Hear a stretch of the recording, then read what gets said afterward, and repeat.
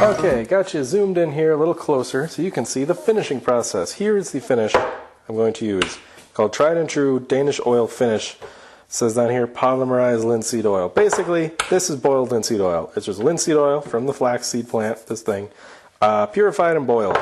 I've been told this stuff specifically is food grade, but the thing that you should remember more specifically is that this is actually boiled linseed oil, and that's it. If you go to like Home Depot, a box store or whatever, get boiled linseed oil in like the steel can, that is not boiled linseed oil. That, well, it is. It's linseed oil, but it's got like chemical dryers and stuff in it to make it finish, to make it like harden faster, dry faster, cure faster, whatever the right word is, I don't know.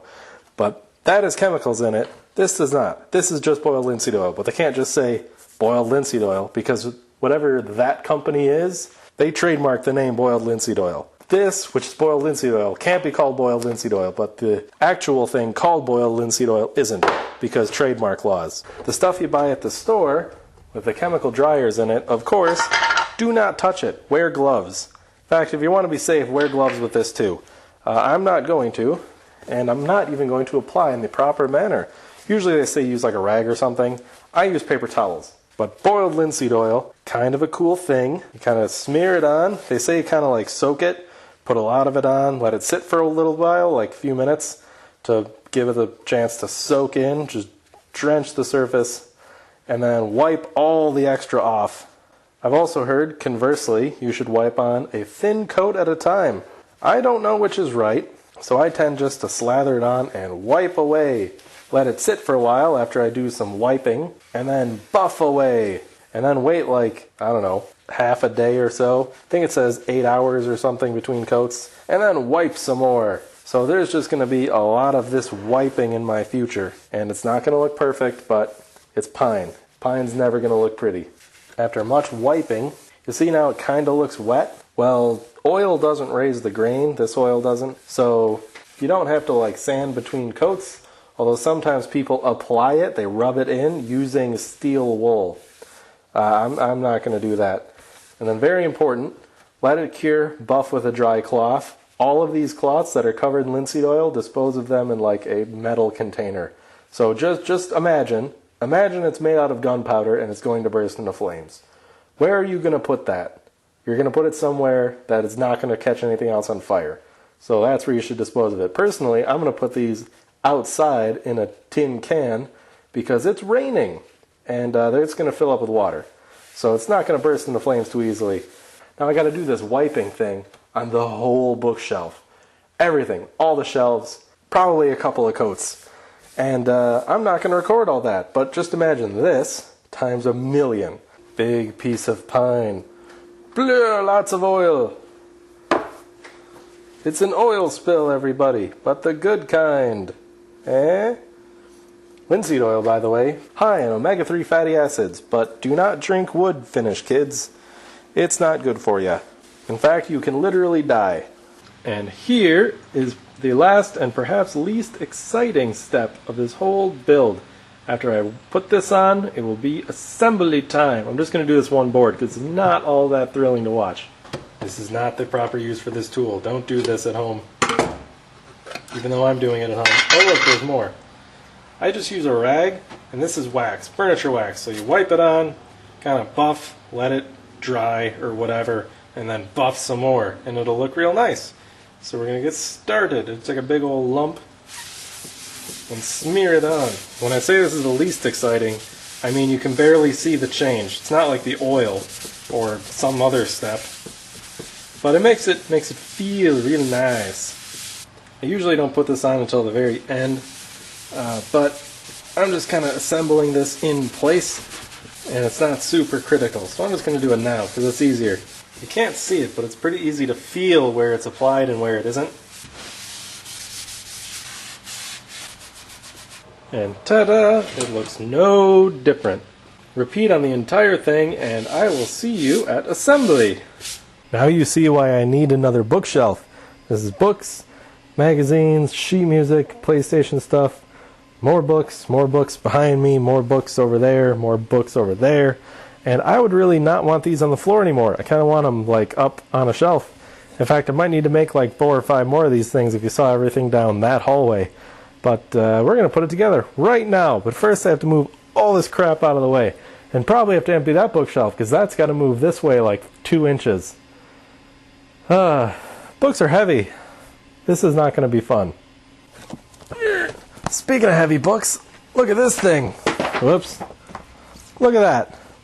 That is obnoxious. Big box of sheet music. Yeah, I played Pokemon Blue when I was a kid. And then the save battery in the cartridge died and I lost my save. Might have happened when it went through the washing machine. Game still works though. Don't even know what this is. Okay. Alright, space.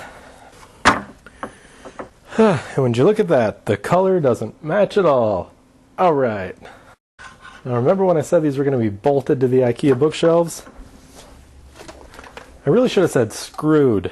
Looks like these shelves are tipped back a little bit, which is a good thing.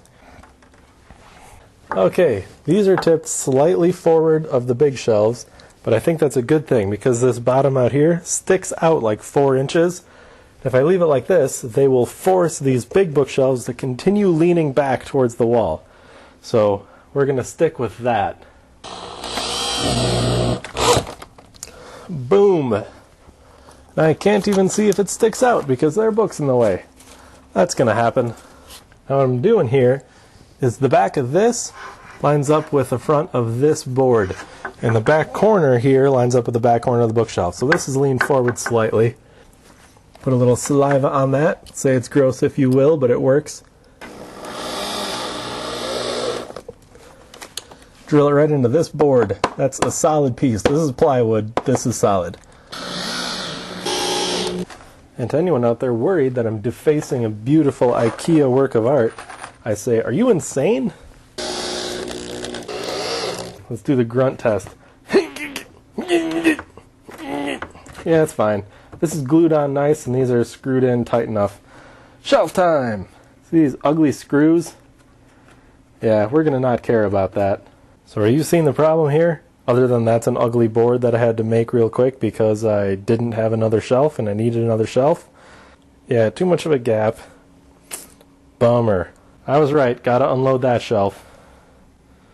Why do I do this to myself? Cars, cars, oh, falling bowl. Cars, cars, scorpion peppers, Carolina Reaper pepper, more cars.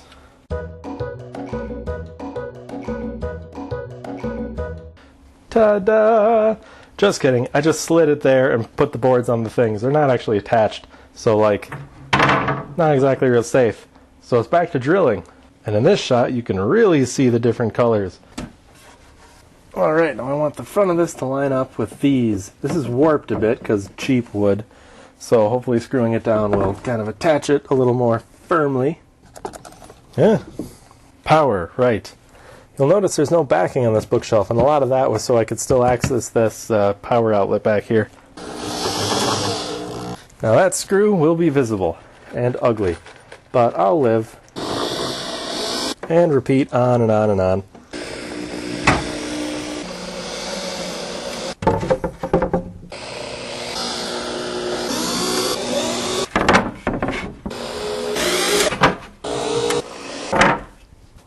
Possible I need a ladder for this part. Did I say ladder? I meant chair. Can't find my ladder. Think it's in the work truck.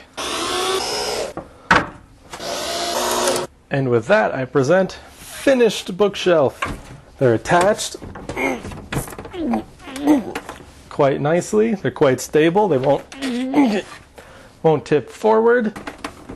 So success! They're going to be even more stable when I throw all the books on there. Then they'll weigh 5 tons. This was just on one of those bookshelves. And there's more over there. Whose bright idea was it to get all these books? Ooh, Guns, Germs, and Steel. Possibly the most popular overrated book I've ever read. And this one on top here, not even going to say the name, but it's one of the worst books I've ever read. Lesson there is, just because it's in a book doesn't mean it's true. It can be full of crap. Shouldn't even have that one with my archaeology books. And if you think I'm overpacking this bookshelf, you're right. Always pack the bookshelves to the brim. Of course, I suppose I should organize these. Plato's Republic. Hated reading that book. Disagree with like everything he said. Stanley Milgram, Obedience to Authority. Interesting read. Of course, I think it later came out that he like rigged a lot of it or something. Why on earth would anyone study statistics when the books are this heavy? They're full of lead. Complete works of Mozart on CD. I imported all of it into my iTunes. And you know, I think it's like 7 or 9 days worth of music. Man, that guy wrote a lot. He was only 35 when he died. Can't believe it. Must not have slept ever. Okay, new shelf time. I'll tell you what, this is going to take forever. I'm just going to show you when it's done.